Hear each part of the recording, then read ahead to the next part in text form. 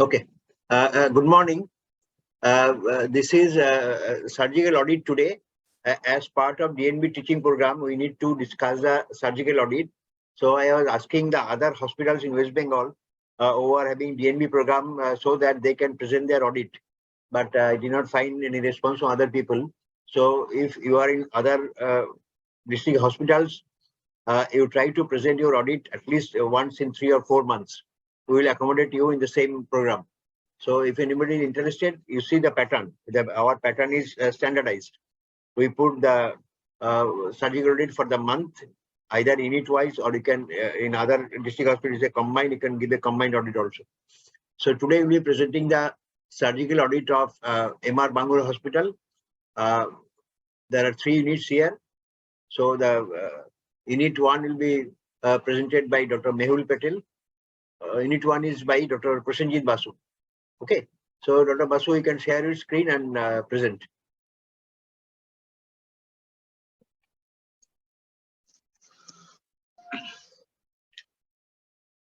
Good morning, sir. I'm going to present surgical audit for June 2023 under Unit 1, which is under Dr. A.K. Kaur and Dr. K. Chakraborty. Here is summary. Total OPD days 9, total admission day 11, total OPD patient we have attended 1186, which includes old patient 560 and new 626. Total number of elective OT days 8. Total time in OT, table 1 lab table 32 hours 30 minutes and table 2 open 31 hours 30 minutes. Total number of minor OT day 11, total number of mortality 0. Here is summary of June 23. Elective admission we have 55, emergency 16, elective operation 33, emergency operation 8, mortality nil and morbidity 1.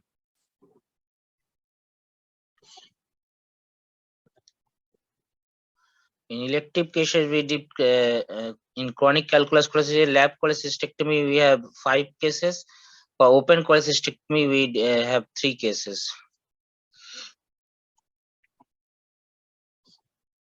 In GI and perianal cases, recurrent appendicitis, we did open appendicectomy for 3 cases. In hemorrhoids, we did hemorrhoidectomy for 2 cases. In fistula in ano, we did fistulectomy for 2 cases.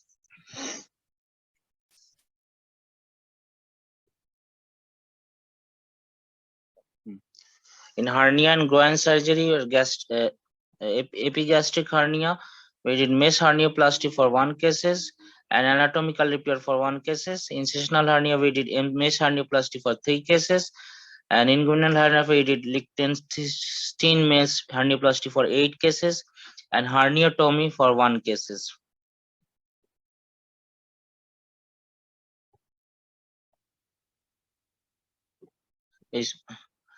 In breast and endocrine, in fibroadenoma, we did enucleation under TIVA for single case.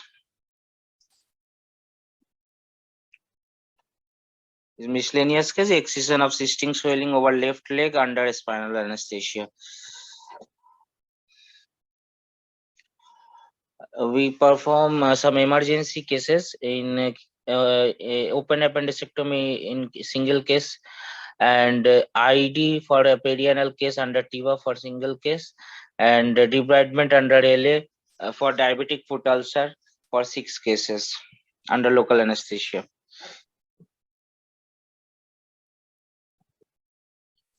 Here are a list of minor operation.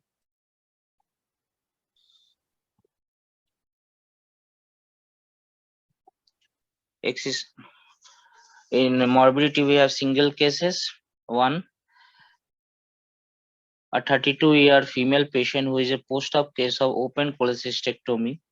On POD3 develops seroma, which is managed conservatively by dressing and swab sent for culture sensitive, but it comes out negative. After successful conservative management, we discharge the patient on POD5. What is this seroma? What do you say is a seroma? Sir, It is some wound swelling. Yes, sir. There is some wound collection. Sir, on dressing, we have some collections which are Yes, sir. It was not blood or No, sir. It's a discharge. It's mucus discharge, sir. So we send it for culture sensitivity and it comes out negative. There's no growth found the in that. wound has healed well. Yes, sir. Yes, sir. Wound has healed well. We remove the local sutures and perform regular dressing. Actually, And I was wondering, in the whole month, you have only one appendectomy, no laparotomy. What is the reason? Is the patients are not coming or patients are not getting admitted for some reason or other? It's very strange that one unit gets only one appendectomy in a month. So what is the reason? What do you feel? Patients are not coming to Bangur or patients are coming and they are being not admitted for lack of bed? What is the problem? so patients are not coming and Patients are getting regretted at other medical colleges. I was wondering why people are not coming to MR Bangur. In the whole month, you have only one appendectomy. You need to get trained for emergency surgery also.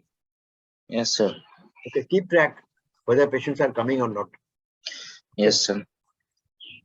So we can pass on to the surgical presentation of Unit 2, presented by Dr. Mehul Patel. Sir, I want to ask a question, sir. Yes. I want to, sir. I'm your, student of. I studied from Makanal Saha for practicals and all. So I have attended so many classes of you, sir. Only doubt is, sir, post appendicectomy, laparoscopic appendicectomy. We have taken the specimen and we have sent it for biopsy. And biopsy they did not commented about appendix. They said there is no appendicular tissue and there is a 0.5 millimeter perforation 10 centimeters away from the ileum, and we have sent the patient for CECT whole abdomen. In CECT whole abdomen there is no appendix. Then where it has gone? Either it have completely necrosed or it has gone into the suction, or I don't know. So I was very confused about that case. I understand. What you have removed and sent for biopsy? What was your feeling that they are appendicular tissue, sir? You are feeling appendicular tissue, but sir, you said that there is no appendicular tissue. Sometimes what happens in difficult situations, this has happened number of times that while going for appendectomy, did not find the appendix. There are some abnormal locations of appendix. Okay, so in that case, there are some steps. The steps will be mobilize the cecum, follow the anterior tinea coli. You need to go to the base of the appendix. Okay, particularly in appendix which are retrocecal. Appendix which are higher up is difficult to trace. But if the history said there is no mucosa, you have to accept that probably it could not remove the appendix. Sometimes there are some appendix epilepsy coming up, and by confusion it appears it might be appendix. So if you're saying that appendix is slumped off, then patient will have some other features like patient local abscess, or there will be some pus collection. If you are not finding anything like that, retinal fossa collection काफी था sir उनका. काफी है sir. Suction किया है, शायद उसमें चले गए होगा शायद. Then how do you say there is a perforation in the terminal? Who said? Perforation post-operatively, we have discharged the patient on POD 4, sir. So patient came back to us on POD 7. Okay. With a discharge from the drain site. Initially, it was a bilious discharge. Later, it became a fecal discharge, sir. Okay. So re-explore. No, sir, they are not willing for re-exploration in that particular institute. So they want to go to some other higher institute.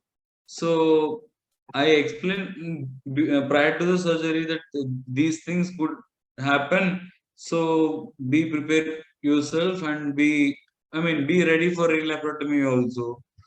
They said okay for everything. So that is the reason they have gone to some other higher centers, Chennai and all, sir. Okay. You see, there are two reasons. One is you might have missed that perforation when you are operating, but that is very unlikely. Unlikely because the patient has recovered to some extent and patient could be sent home on 4th day. If he had an Sir. active perforation, that could have been continuing in the immediate post-op period. Another possibility is while operating, it was a difficult appendectomy, I feel.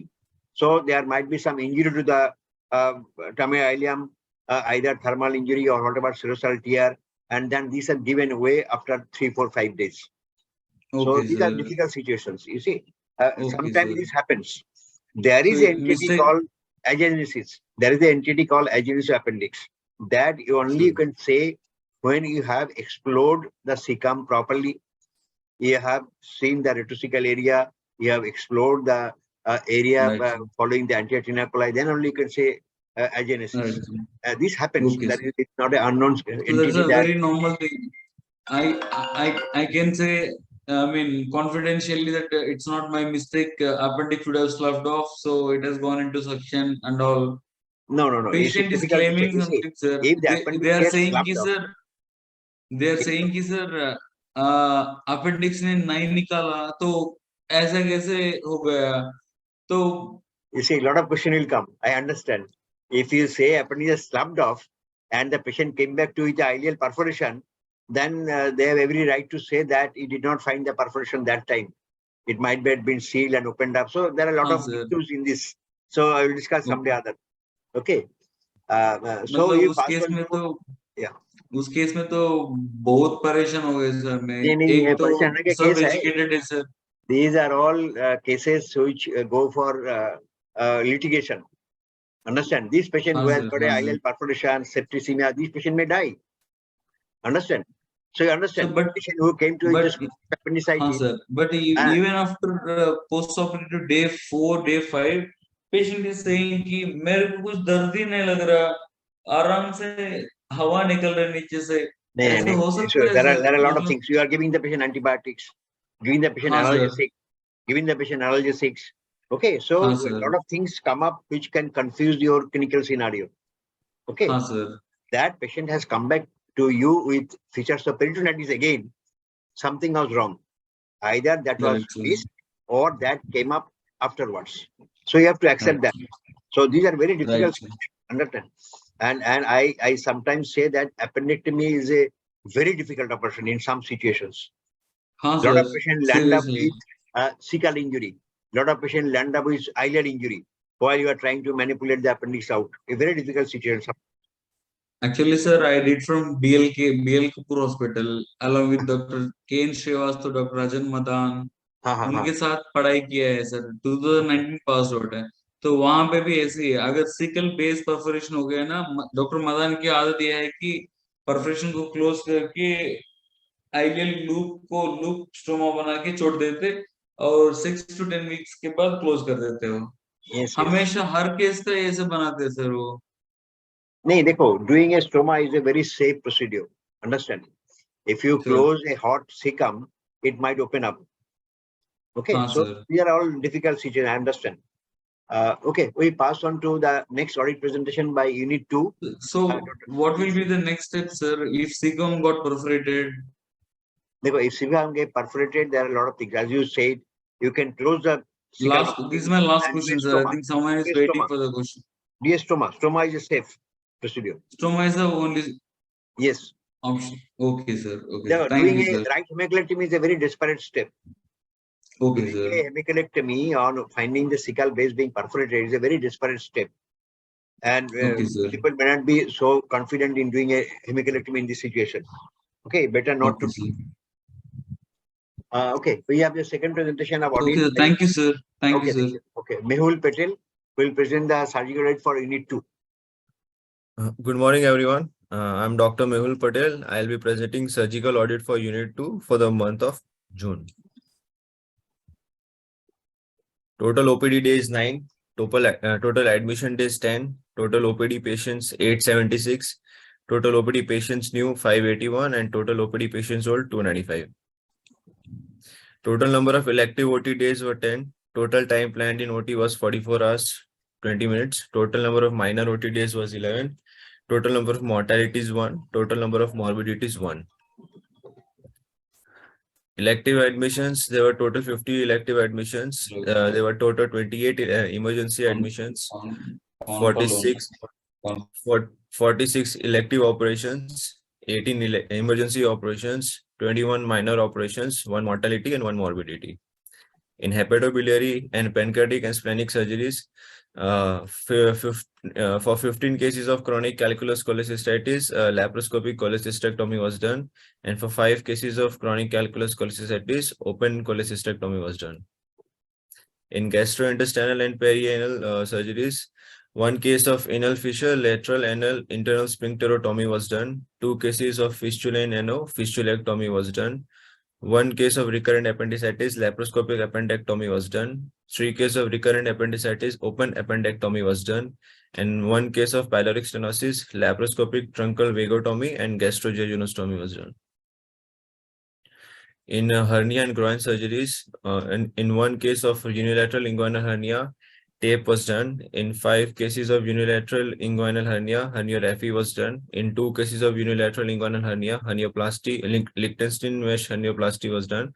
In 2 cases of umbilical hernia, anatomical repair was done. And in 6 cases, for 6 cases of phimosis, circumcision was done. 2 cases of unilateral breast fibroadenoma, excision of fibroadenoma was done. In emergency operations, 1 case of penetrating abdominal injury for which exploratory laparotomy with primary repair of the wound was done. 5 cases of foot ulcer for which debridement was done. 1 case of chest wall abscess for which incision and drainage was done. And 3 cases of perianal abscess for which incision and drainage was done. There were total 3 cases of acute gallstone pancreatitis which were conservatively managed, 5 cases of acute calculous cholecystitis which were conservatively managed, 2 cases of acute appendicitis for which appendectomy was done, 2 cases of subacute intestinal obstruction which were conservatively managed, 3 cases of foot cellulitis with compartment syndrome for which fasciotomy was done, and 3 cases of diabetic foot ulcer for which debridement and dressing was done. There were total 21 minor operations were done, which included sebaceous cyst, lipoma, granuloma. Also, next.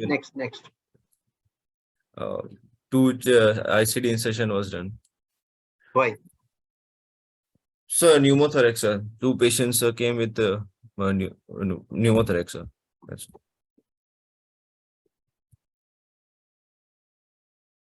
morbidity 1. 11-year-old girl came to the ER with the complaint of right tenderness, nausea, fever for the past 3 days. Immunization status was incomplete.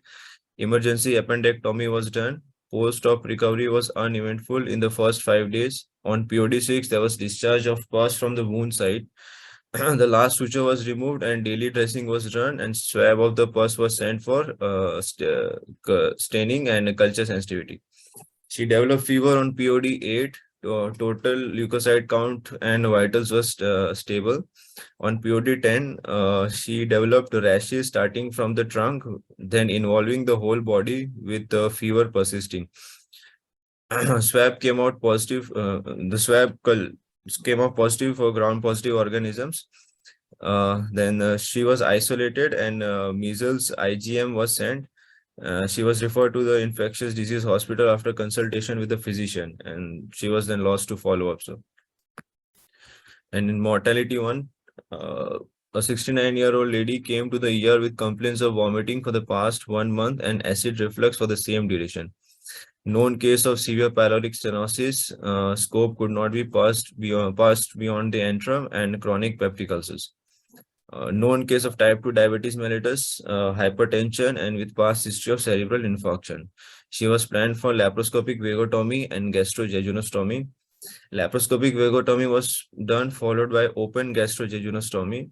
The patient had an MI on table during the OT. The patient was then resuscitated and the OT was completed. The patient was shifted to CCU. She was hypertensive and the ABG showed metabolic acidosis. The patient succumbed to that on the evening of POD 0 due to cardiopulmonary failures. Thank you, sir. The mortality. Show the mortality. Yes, sir. This patient is 69-year-old. Yes, sir. How about her pre-operative ECG and echo? So, echo, sir, echo and ECG was normal, sir, but matlab ki, sir, grade 1 diastolic dysfunction was there, sir. Was. The patient having a normal ECG and normal echo, very unlikely. Patient also is a type 2 diabetes mellitus. Yes, sir. So is a high risk patient. Yes, sir. And patient already had a cerebral stroke. Yes, sir. So it's a very high risk patient. At what point of time he could diagnose MI on table? At So what it phase was, of, because this is a patient who has undergone laparoscopy with gaseous distension of the abdomen. So at what point do you find patient has how do you diagnose MI on table? so The it patient was, is anesthetized. yes, sir, the patient was anesthetized up around 1 hour during the OT, sir. The At what phase? anesthetist, What are the surgical scenario that time? Vagotomy is done or the patient is going so for there GJ. was laparoscopic gastrojejunostomy was tried, and it was taking a lot of time. So it was open. You have a endo stapler. No, sir. Then how can you Sir, do? You want to do sir, a then hand suture GJ? yes, sir. Sir, I was trying Patient, you see, 69-year-old lady with diabetes, hypertension, past history of cerebral stroke, they are not the patient who are fit for such extended procedure. Who has done this? Rahul. Sir, sir, it was converted to open gastrojejunostomy. So I was while doing That's what I'm saying. Patient who is such a high risk patient, it was no point going on with the procedure without a endostapler. You understand? yes, Most sir. of the people who are doing the GJ, they are doing it endostapler. Doing a hands-on GJ is a very tedious job. People like Palanivilu can do it. Most of the people are firing endostapler. So you have to understand. You see, we have lost this patient. Yes, sir. Our planning should have been different. Rahul is not here. I would ask him why he has ventured for this patient. I would not have ventured for this patient to have a lab GJ, that too hands-on. Definitely, it is going to take long time. And definitely, this is a very high-risk patient. Okay, and go back to the operative. You have two umbilical hernia, both anatomical repair. Yes, what sir. What is anatomical repair for umbilical hernias? Sir, reduces the sac and close. What is the criteria? You see, there are some criteria to take the patient for anatomical repair, mesh repair, and IPOM plus. So there are some situations. You are taking two patients for anatomical repair. What is the gap in the umbilicus? So it was a small umbilical hernia, around 2 mm into 1.5 mm defect was there, sir. 1.5 is no defect. Should be 1.5 centimeter at least. And your all phimosis patients are admitted. Why? These are all pediatric patient or adult patient? Most of them are pediatric patients, sir. Achha. These are all under GA. TIVA and GSA.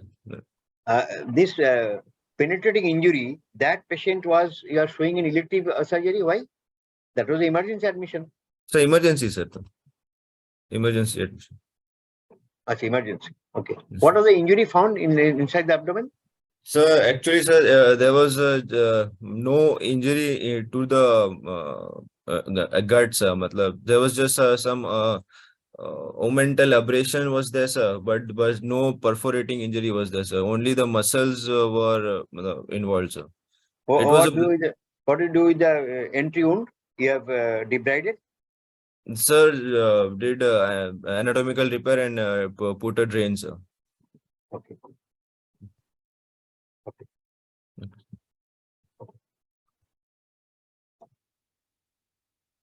Okay. As I told you, to try to find out the morbidity that is coming in the posterior period. These are all important things to be discussed. Yes, If the patient has got some important morbidity, we should discuss the morbidity and find out why this has happened, what could have been done to avoid this morbidity. So that part one should take care. yes.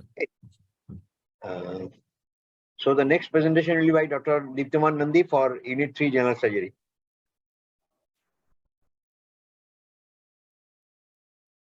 Good morning, sirs and other respected teachers and dear juniors and seniors. I am going to present the audit for University General Surgery. Outpatient summary. Total OPD days 8, admission days 9, total OPD patient 982, new 691, and old patient 291.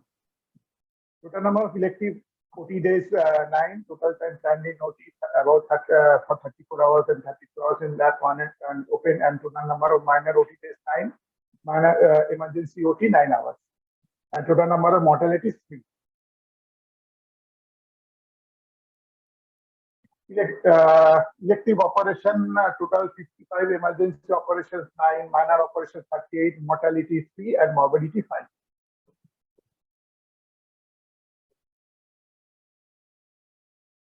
Now in hepatobiliary and pancreatic stenosis surgery sections, chronic calculus cholecystectomy totals are 13, which underwent lap cholecystectomy. Open cholecystectomy cases were 2 in case of chronic calculus cholecystectomy. There was a case of choledocholithiasis, which underwent CBD exploration. There were 2 cases of biliary stricture underwent Gwen-1 hepaticojejunostomy. 1 cases of pylori stricture due to corrosive acid poisoning, which underwent Gwen-Y hepaticojejunostomy. 1 case of Gwen-Y gastrojejunostomy. Diptoman. Gwen-Y gastrojejunostomy. Yeah, hi, sir. Yeah, it is a printing. Correct. Okay. Okay, sir. I will correct. Next, there is a case of gallbladder mass. It was initially lab procedure was done, but then it was converted to open cholecystectomy with frozen section biopsy taken from the gallbladder wall.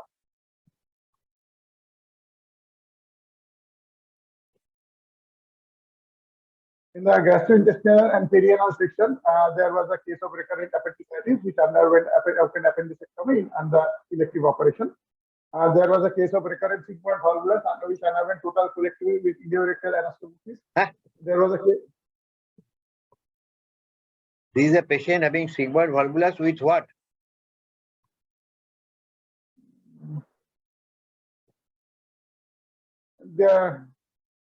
This patient was very old.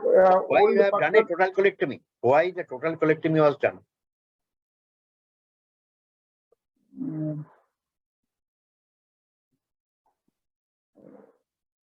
Totally done because he has recurrent volvulus and the whole of the small gut was distended. Whole of the large gut, including the cecal area. Yes, sir. That is the patient, na? Yes, sir. So that is the patient, sir, and sir, whole of the sir large bowel was distended along with sir stenosis. I think sir stenosis at the site where the Hartmann was reversed, sir.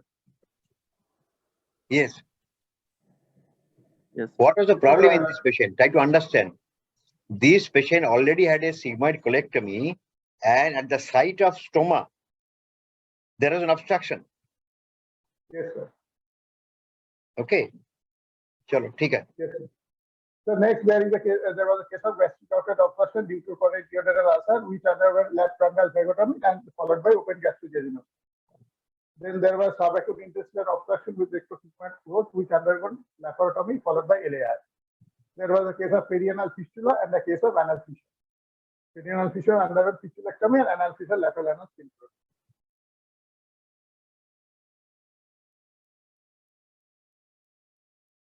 Next slide, please.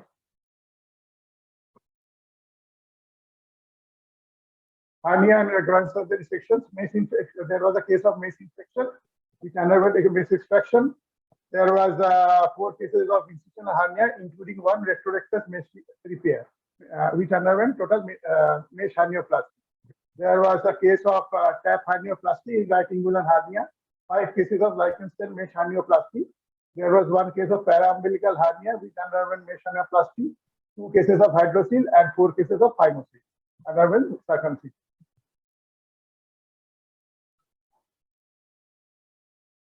In breast and masonry sections, there was a case of aggressive carcinoma right breast, which underwent MRM with axillary lymph node dissection.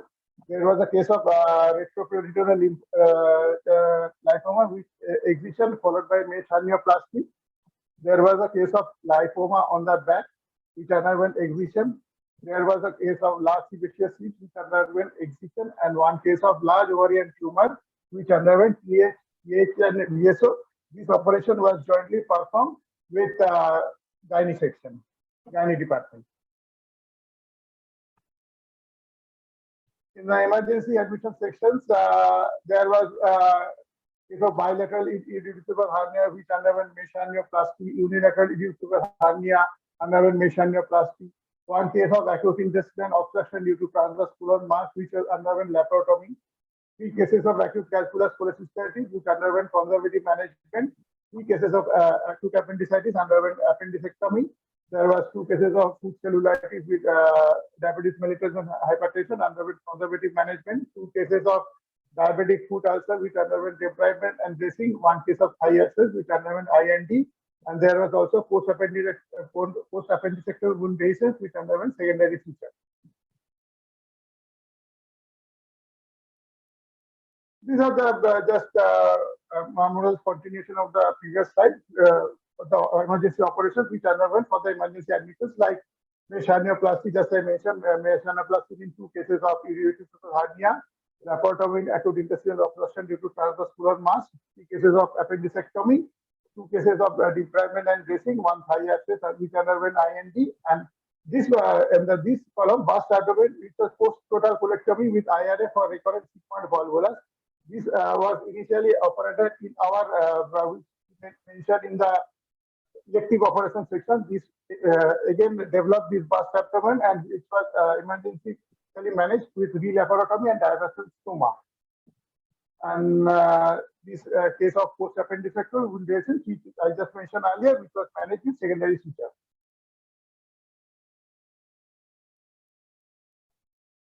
These are the minor operations. What does it mean? Tucot biopsy from affected breast? What is that? We are doing Tucot biopsy from a breast lump suspected having either a malignancy or benign tumor. Affected breast means what? The affected breast means that the breast having that lump. Tucot biopsy of breast lump. Why this affected breast? Okay, sir. Chalo. So this sebaceous cyst, lipoma, papillomatal growth, incision and drainage. Skip this slide. Next.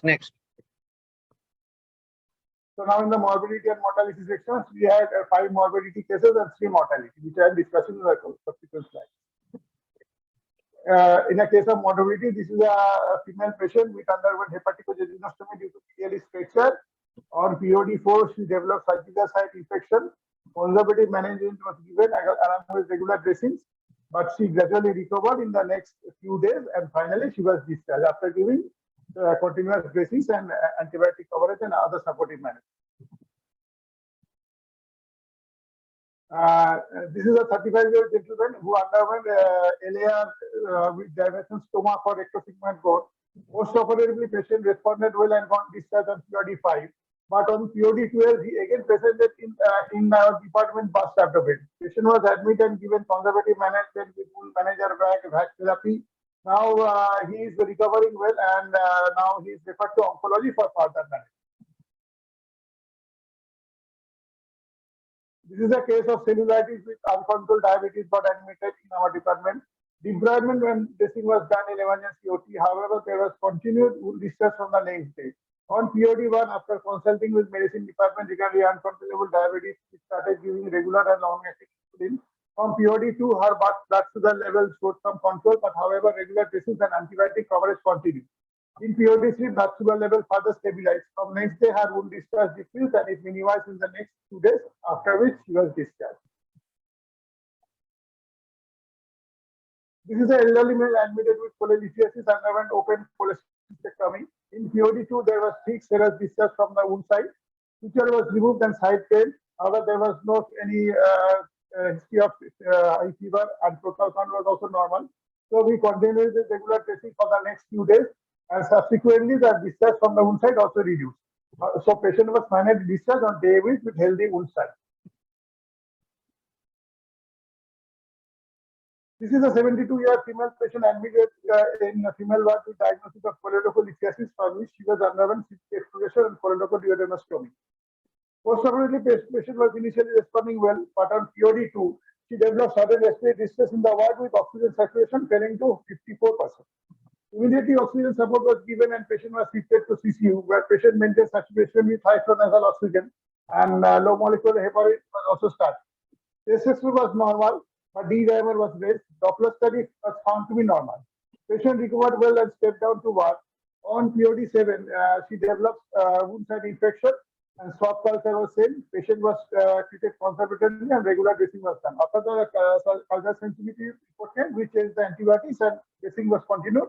On POD10, patient was discharged with healthy wound.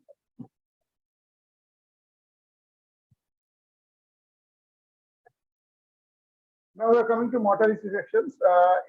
First mortality, this was an 80-year-old lady presented in the emergency with pictures of acute intestinal obstruction with sepsis.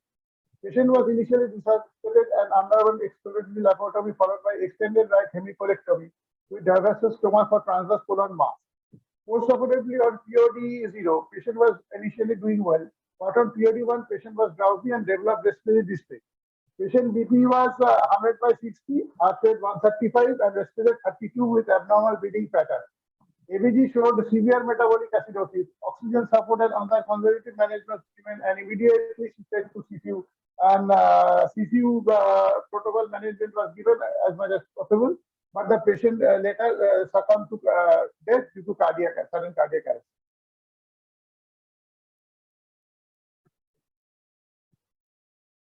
In a mortality to a 60-year-old lady admitted in female with suspected gallbladder mass with GM, and as the underwent open cholecystectomy and frozen section was done, which came out to be negative. On POD0, patient was drowsy with spells of apnea, and so he was shifted to CCU. On POD1, patient was conscious, vital parameters was about BP 128 by 80, and heart rate 112, respiratory 24. Saturation was 98%, but abdomen was soft, brain output was around 50 ml, serosanguinous, but on blood work of hemoglobin was 3. So PRBC transfusion was given along with 4 units of FFP, but later patient had acute MI, hence not maintaining saturation, and other blood parameters was also disturbed, and patient was intubated and put on to mechanical ventilation. But later patient had a cardiac arrest and succumbed to death.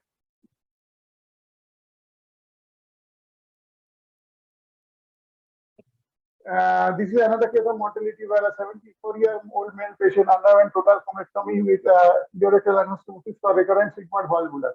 On POD4, he developed Bastatoven, was taken to re-laparotomy and diversus stoma was done. On POD5 and 6, patient was initially responding well, but on POD7, he developed sudden respiratory distress and managed conservatively. Patient was managed in the ward along with O2 support as CCU bed was not available at that time. Supportive care was given in the ward as much as possible, but patient later had a sudden cardiac arrest and he succumbed to death. Okay, Diptaman, what I find this month we have higher incidence of wound infections. Yes, sir. So we should review our situation in the ward and the patient going to the OT, whether they're taking a bath or not. In the theater also should take care because we have very high incidence of infection this month. Go to the first mortality. Go to first mortality. Yes, sir. This is a very elderly gentleman, 80-year-old with features of obstruction. So these are the patient who needs to be optimized properly before you take up this patient for surgery. And Nitesh, what could have been the alternative in this patient? You see, this patient could not take up the stress of surgery, and he has immediate post-op complications with respiratory distress, and then he succumbed to death. So what else could have been our approach for this patient? Sir, patient initially should be resuscitated, and sir, we can do sir stoma diversion for this patient, sir. Yes, if patient is such a elderly gentleman and patient is not being maintaining proper in the immediate pre-op period, we can avoid doing a resection at the first go. It can be in number of steps, because you see, it's no point losing a patient. We could have done minimum. We could just stoma. Yes, sir. Relieve the obstruction, and then optimize the patient take up for surgery. Because Yes. you see, even the patient who are optimized in the ward, very elderly gentleman, the third patient, he succumbed because of the immediate post-op complications. So at least we should be confident that patient is well optimized before you take the patient for surgery. And most of the patients, the immediate pre-op preparation is very important. When the patient is admitted, you ensure that patient is adequately hydrated. You ensure that patient has got good urine output, and you see the patient other parameters like echo and other things, because any patient who is 70 plus are very high risk for different other comorbidities. Yes, sir. This one, go to the morbidity 3 or 4, what you are saying.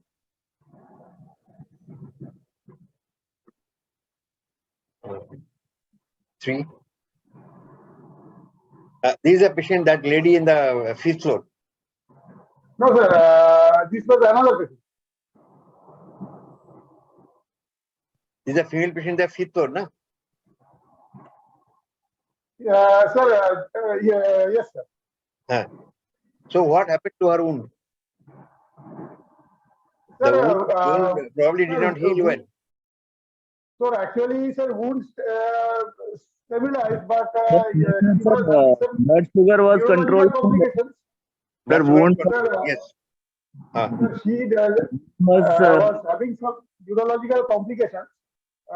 So, sir, we discussed with the party, and we ultimately, according to party wish, we were, sir, referred to neurological department. No, sir.